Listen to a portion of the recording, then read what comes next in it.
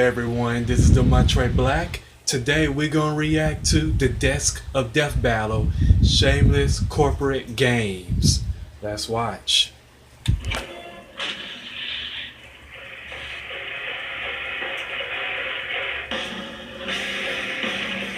Video games. Sometimes they're passion projects made by heartfelt teams. Again, sometimes they're cash grabs by corporations that up to that point only produced convenient food items. If you think I'm being unnecessarily specific, well, think again. I'm Jocelyn the intern. I do all the research nobody else wants to, straight from the Desk of Death Battle. Okay, before we start, of course, I know there are some great games out there, like Pool Spot, and even to some extent, Chex Quest. But that's not what we're here to talk about. We're talking about the bad ones. And first up on today's menu are the misguided games from our beloved fast food franchises. Now, I'm sure a lot of you know about Burger King's not one, not two, but three ventures into video games. I mean, how could you forget about the reverse pickpocketing shenanigans of Sneak King?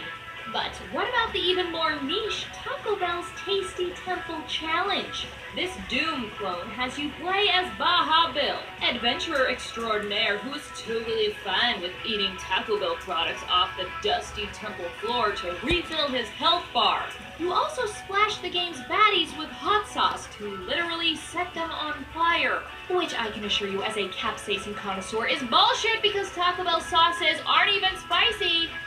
The game ends with you rescuing a grande meal from a weird green mummy, which you could have gotten in real life if you hadn't been playing this game. Anyway, next on the Who Approved This train is Cheetos Cheesy Chester Cheetah games. In the first game, Too Cool to Fool, you alone can help Chester navigate this probably LSD-inspired landscape that's supposed to be the zoo. Seriously, how is this a zoo? Unfortunately, the graphics are the redeeming quality here because the gameplay is terrible. Then don't even get me started on the guitar power-up. When you get it, you can't control Chester, meaning that sometimes he rips himself straight off to hell.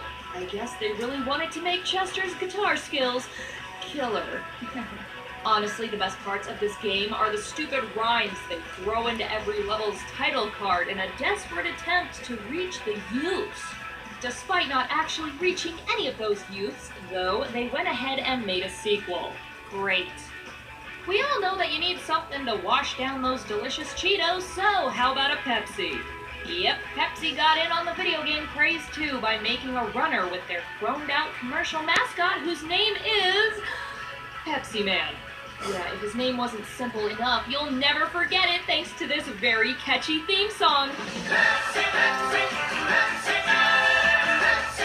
And yes, the two words Pepsi Man are the only lyrics. Even though it was exclusive to Japan, in between each level there's a scene of an annoying as hell American guy just eating chips and desperately trying to convince you to drink Pepsi. I mean, come on, that's not gonna help the American stereotype. But even worse than that are the live-action Pepsi Man commercials. His mouth, I don't like it. It's a black hole of horror! Okay, how about a little dessert to get that Pepsi taste out of our mouths? Let's talk M&M's, the Lost Formulas. It's a math-ish game where you play as the yellow M&M, which, side note, is voiced by J.K. Simmons. Yeah, apparently he voices the yellow M&M for everything. That's right, this nut job is J. Jonah Jameson.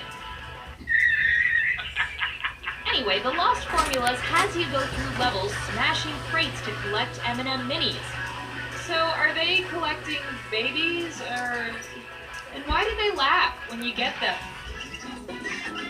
If this looks suspiciously like Crash Bandicoot, well, that's because it's flat out a shitty Crash clone, with one exception. Each level also has a creatively named Fat Zone. Because nothing screams fun and candy like doing some basic multiplication. You know, I think the formula the M&Ms lost was the formula for fun because this game is garbage. And unfortunately, M&Ms weren't the only candy Mars Inc. licensed out. Yep, Skittles got dragged into this weird marketing scheme as well, but with a much different kind of game. At first glance, Darkened Sky looks like your typical early 2000s RPG. That is until you realize all of the main characters' spells are powered by Skittles. Taste the rainbow, you gabbling bastards. Okay, I gotta give credit where it's due. This game looks and plays pretty good. Not only that, but it's filled with hilarious fourth wall breaks and surprisingly few Skittles references. Probably because the producer got super drunk when given the project. No, seriously, I'm gonna read to you an interview with her verbatim. 2 years ago, my boss comes into my office. He said, "M&M's did really well. We need you to do a game based on Skittles." So I said, "Well, you have two choices. You can either fire me now and make the next year and a half much easier on me, or you can, not make me do this." That night, I went to a bar called Pravda and I got drunk because I was like, this is it. This is the end of my career. Yeah, clearly this lady is pretty awesome. So she asked herself one question: how can I get Skittles in the game without having Skittles in the game? And the answer was Darkened Sky. So mad props to Elizabeth Crosswell for taking a shitty opportunity and turning it into, well, an alright game.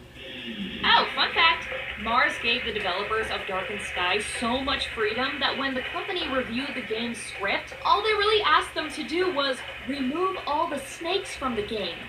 Why? Probably because those little venom noodles are the worst. I don't like snakes. If you like this video, give a thumbs up and I will see you on my next reaction. This has been the Montre Black. Peace.